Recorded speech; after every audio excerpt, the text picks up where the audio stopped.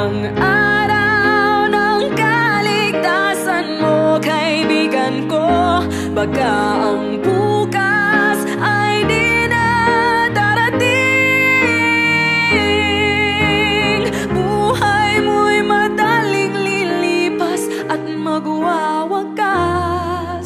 Kaligtasan ay nasa Diyos lamang.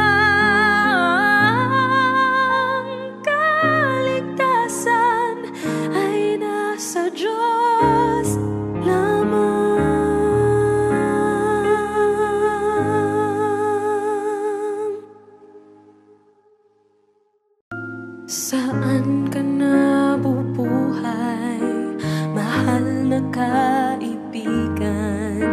Sa Diyos ba o pansarili lamang? Saan